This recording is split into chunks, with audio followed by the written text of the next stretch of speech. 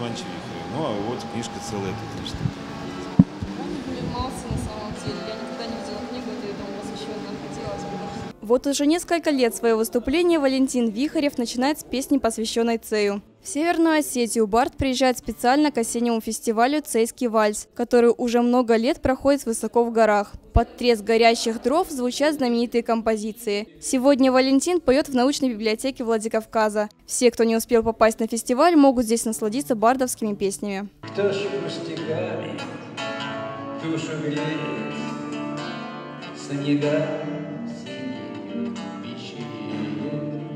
За 10 лет фестиваль бардовской песни «Цейский вальс» открыл немало талантливых музыкантов. Особый жанр исполнения под гитару за это время нашел своего слушателя. Это совершенно по-другому поется. Потом даже Цей, в общем, он рождает музыку. Я уже со счету сбился, я в 5-й или в 6-й раз на этом фестивале.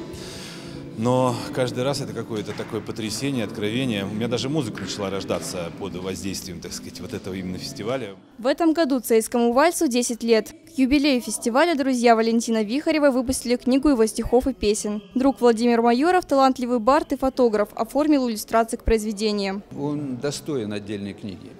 И поэтому мы применяли вот этот принцип такой. Только то, что виделось в Цейском ущелье, и то, что сочинялось из песен в Цейском ущелье, все это находится в этой книге. Самая же юная участница фестиваля авторской песни – 7 лет. Алиса Легостаева второй раз участвует в «Цейском вальсе» и уже успела зарекомендовать себя как талантливый исполнитель.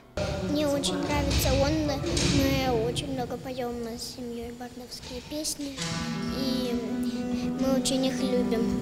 Мы уже много раз ездили на этот фестиваль. Участники фестиваля всего на один день покинули горный лагерь, чтобы презентовать в научной библиотеке новую книгу. После душевно проведенного времени они вернутся в Цей. Уже в предстоящие выходные состоится гала-концерт, где барды, приехавшие со всех уголков страны, исполнят песни собственного сочинения.